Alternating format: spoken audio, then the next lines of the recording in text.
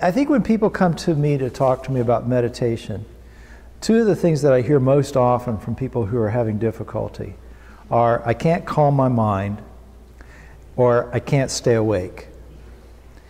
And those are actually the fourth and the third of the 5 hindrances: restless mind, and then the third one, sloth and torpor, which is what I'm going to talk about today. So the Pali word that, if you look at the teachings that the Buddha gave on this subject, you'll find the Pali.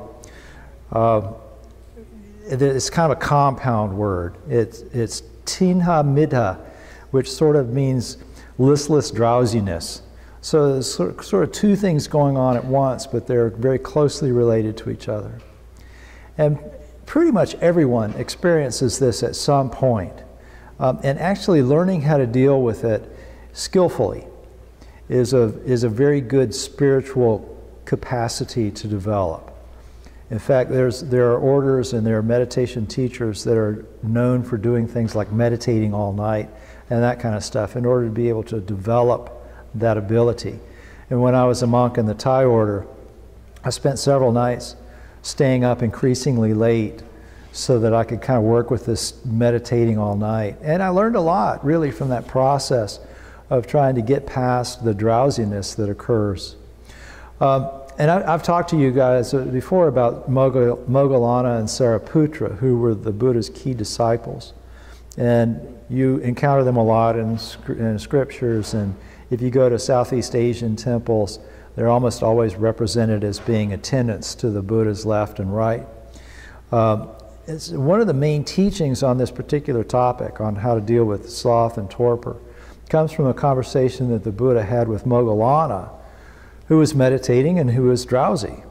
And the Buddha gave him an 8-step process for dealing with it. And I think that if we look at this 8-step process that the Buddha talked about, we can apply that when drowsiness and sluggishness arises in our own minds relative to our spiritual practice. So again, there's kind of two sides to this, two interrelated issues.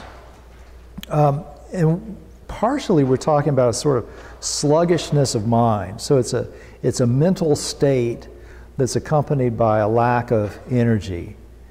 And then the other side of it is a sort of mental fabrications. Yours working now. Mine's working, okay. Yeah, I think you try. Okay, good. Try. Okay, is this working? Yeah. All right. Okay. Good, because the less stuff I have to hold on to, the happier I am.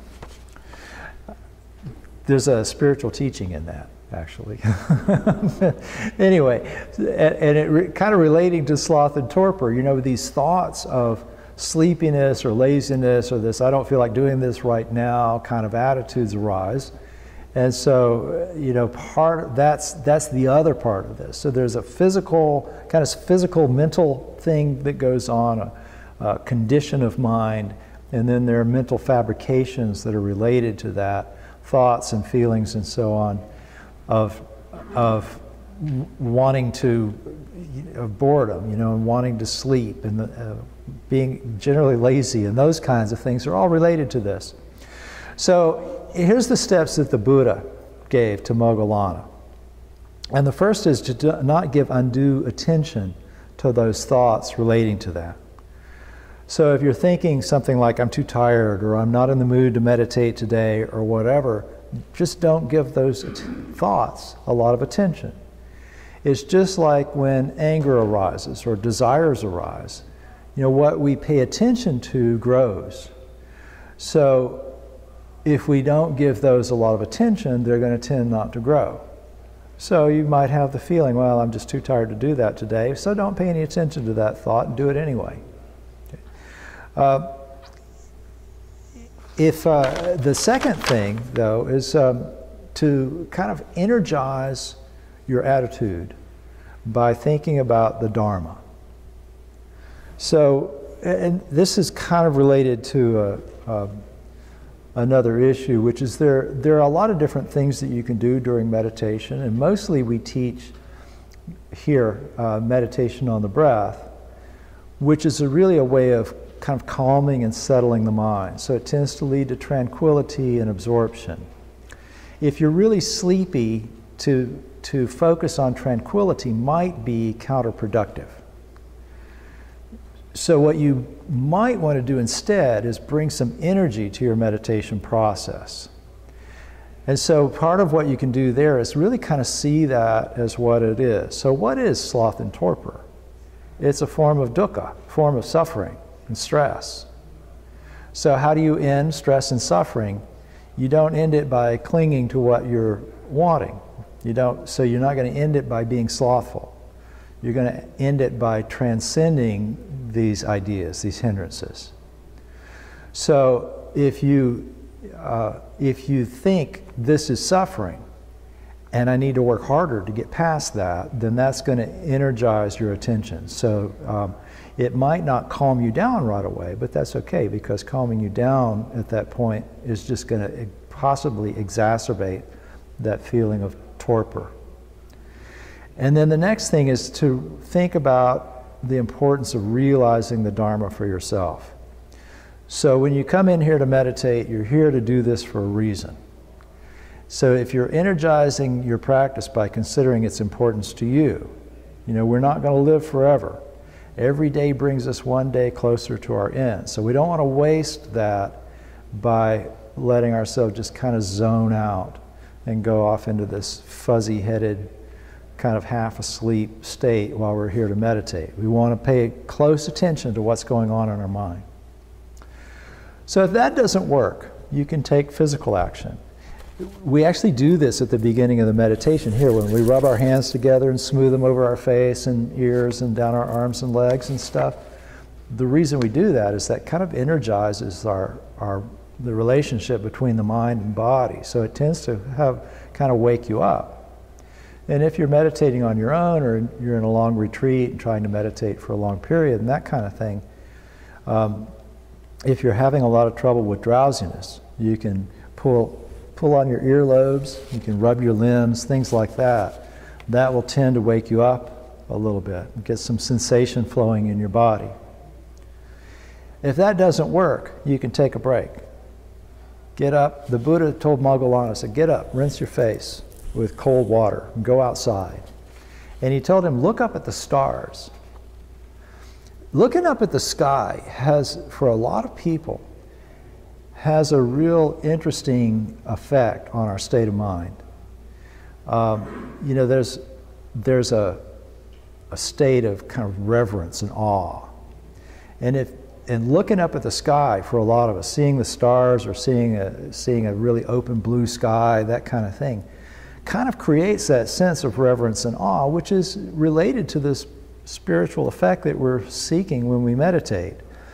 So if you can do that with this mindfulness, it can kind of help you to wake up spiritually, which will help you wake up in your meditation practice.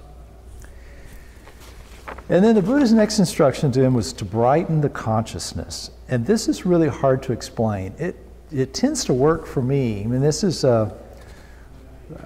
what I tend to do when I'm drowsy. This is kind of the first thing I try to do, is to kind of make the consciousness itself brighter. And it's very difficult to try to explain to someone how to do that. But you'll notice when you're sitting in here and it's a bright, sunny Sunday morning, even though the lights are dimmed and the shades are drawn and all of that, you can kind of feel this idea that it's bright outside. And you can bring that kind of awareness of brightness inside. So it's almost like you're lightening your consciousness a little bit. And a lot of the time, just that will really wake you up. And like I said, it's very hard to say how to do that, but try it next time, even when you're not drowsy. Just kind of sit, as you're sitting there, see if you can bring a sense of brightness to what you're doing, and see if that kind of helps perk you up a little bit. The Buddha also suggested walking meditation. And when I was doing that at the monastery, that's how I got through nights of spending several hours trying to meditate all night, is I broke up periods of sitting, half hour or whatever, to just getting up and doing walking meditation in a circle around one of the Buddha statues. At the prison where I go once a week, we do a 1 hour sitting. That's at the beginning of our service. We have a couple of hours together. And so we sit for 25 minutes, and then we walk for 10 minutes, and we sit for 25. And a lot of the guys will come in, and when you're stressed all day long and suddenly you're in a safe place or a safe environment like a temple or a chapel, and you can kind of let go of being stressed, the first thing that's going to happen is your mind and body are going to go, oh good, I'm safe, I can go to sleep now. And so a lot of the guys will come in that first 25 minutes, there's a lot of this going on. Head drops and then perking up, or you might even hear a little snoring now and then, deep breathing and that kind of stuff. And then we do that walking meditation, and then the second time around, everybody's awake. So if you consistently have difficulty with drowsiness during meditation, precede it with a little bit of walking meditation and see if that doesn't that energy of walking doesn't kind of carry into the period of time that you're sitting. And if all else fails, get some sleep. In fact, the Buddha's final instruction to Moggallana on this subject was, if that torpor does not disappear, you may lie down on your right side, taking up a lion's posture. Now this is kind of a traditional lying meditation posture that the Buddha talked about a few times. It's the posture that the Parinirvana Buddha statue out there is in. Lying on the right side, covering foot with foot. In other words, your legs are stacked, mindful, clearly conscious, keeping in mind the thought of rising. So you go to sleep thinking about getting up again. Now the instruction is to lie on your right side, and there's a reason for that, and that's explained in a different discourse. When you lie on your left side, you kind of compress your heart. So try this and see if it works for you. You should sleep better on your right than you do on your left, because your heart and lungs can move a little bit more freely. Because of the injury in my right knee, I actually have to sleep on my left side. But, see how that works for you. But then he says, having awakened again, you should quickly rise, thinking, I will not indulge in the enjoyment of lying down and reclining in the enjoyment of sleep. So in other words, take a good nap, and then wake up refreshed, and put some energy into your practice that way. So one other thing that I want to add too is, if you're working on meditation and you're having trouble, talk to somebody who's got some experience, because there are other things that you can bring to this. And remember that sleepiness and drowsiness and having those things happen, or the opposite, being restless and fidgety and your mind jumping all over the place, doesn't mean you can't meditate. These are hindrances that the Buddha dealt with monks 2,500 years ago. Everybody goes through these things sometimes. So you can have a meditation where you're spending the whole time trying to keep yourself awake, and it's still a good meditation because you are working on training your mind with regards to that.